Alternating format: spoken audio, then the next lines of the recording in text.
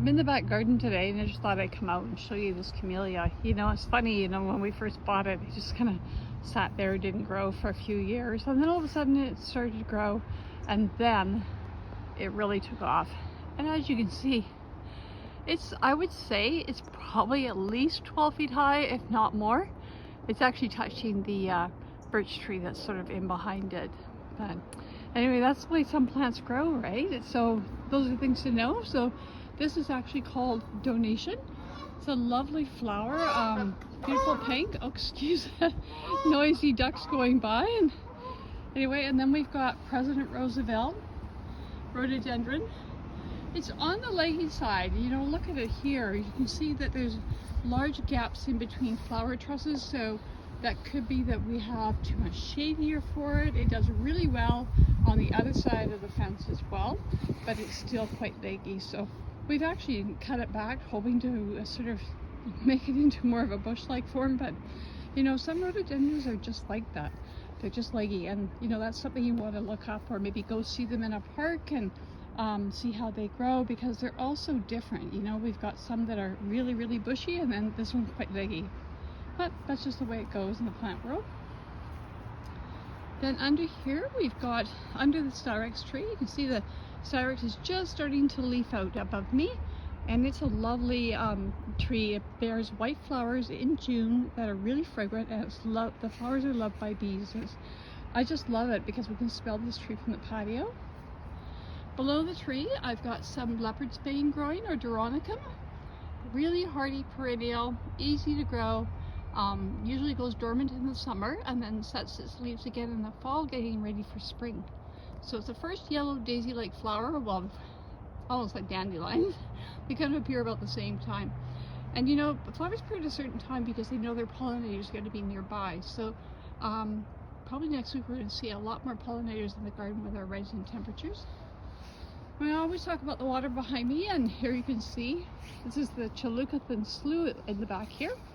And this was actually used as a means of transportation by Aboriginal people way back when, before Ladner was even developed. So that's just how it goes. So pretty wild on the other side. There's lots of blackberries on the other side, and eventually in the summer the grass grows up. Nobody can see in the backyard. And over here, let's move over here. We have another azalea. As you know, we have like 42, I think there's about 42 rhododendrons and azaleas on the property. This one was planted by myself.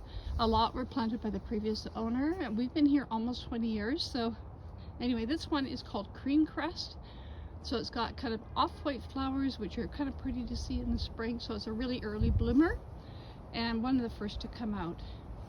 And then we've got our nine bark or Physocarpus. It hasn't leafed out yet. I think you can just start seeing the leaves starting to come out. It's going to be a really dark wine-colored leaf, which is really nice, and that's the color I kind of have carried through the garden. But it's known for its peeling bark, and that's quite common, and that's how it gets its name. It's almost like it has 9 lives, but it has like 9 layers of bark. And in behind the nine bark, I've got allium planted back there. I think it's coming up really quickly. You can see the mass of green.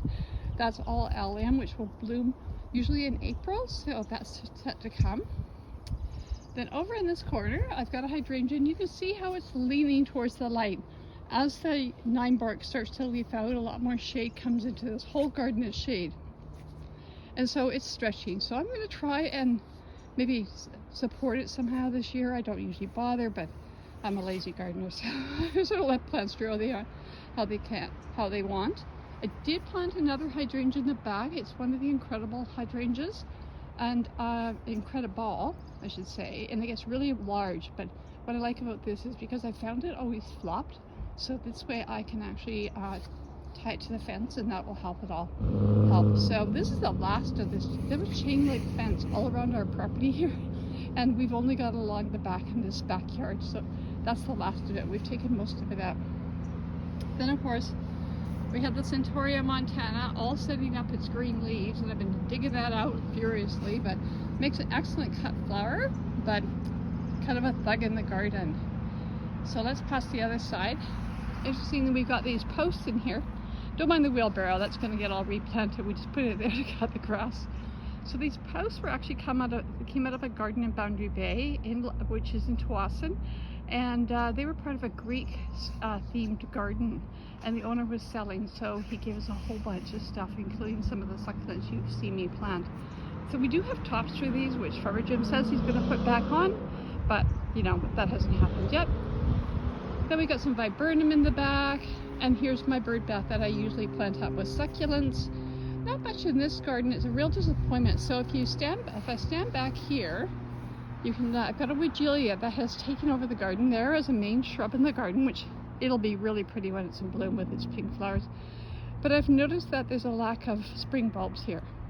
Only a few daffodils, some leopard's bane in the back, and of course the Dusty Miller is still coming back from last year. It looks pretty ragged. So Dusty Miller new look does not like the winter. I'll probably cut it back once it gets some new growth on it, but it's still pretty early. But just overwinters, but it's just okay. I wouldn't say it's perfect. I think some of the regular Dusty Miller is probably a better choice. So I have got pansies in the garden, and you can just see the little bit of blue across the edge there. Anyway, that's just the back garden. I can swing around here actually, and maybe I'll show you the owl garden. This is the garden that I've been working on, taking out Lady's Mantle. I don't think there's any work has been done on that in the last 18 years. So, you know, and there could be a lot of color with primulas in there. So that's the north garden. We're hopefully moving this planter this week, get it off the patio, and then I'll be able to plant it. And I don't know if you've seen our house. Our house is actually a Georgian colonial home, built in 1989. So it's not heritage. Everybody thinks it's heritage. So at one time, there was, where these French doors are, there was just a window here. The only exit to the backyard was going through the garage and out the very back door. Crazy, right? So we put in these French doors instead, and it leads out to the patio. So it's lovely because of course it's right near the kitchen. And this is where I can look. You have a big kitchen window I can look out of. But anyway, here's my little garden that we've put in last year. Or I guess it's been there a couple of years. And it was an L shape. We've actually made it so it's a little rounder now. We didn't like that severe L shape, and you can see I've got lots of daffodils in here. And this is like a surprise mix of narcissus, so really easy to find at the garden centers. You can see I've got my bunnies in there. I thought I better sneak them out when we had the Easter egg hunt, so I'll probably leave them in there. They look really cute.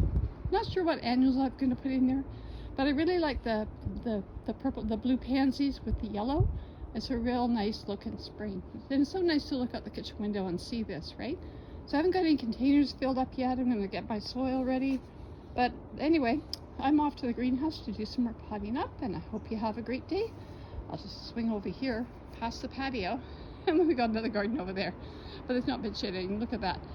Poor cotinus is just starting to leaf out, and it looks really bare. They don't actually leaf out until like April.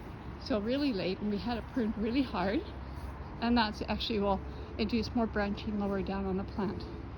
And then there's hellebores in the garden back here, a few daffodils, my little basket of pansies, which is great because I can see it from the kitchen. And then we got peonies in here, some more leopard's bane, and this is our blueberry garden. So the blueberries are sort of put here to kind of not shade the greenhouse, but block the greenhouse so we don't have to look at it. So industrial, right? But you can see there's lots of flowers. Look at that. The flowers are opening, so that means that the hummingbirds will come by to pollinate again this year. They've been back several times already looking for food. They have really no idea if we don't have it out. But anyway, that's about it for the backyard. It's not a real deep backyard, not as big as the other side. You know, we just go past the shed. That's where we started with the camellia. Anyway, I better take it. It's getting a little long, so I better have a great day, and I'll talk to you again.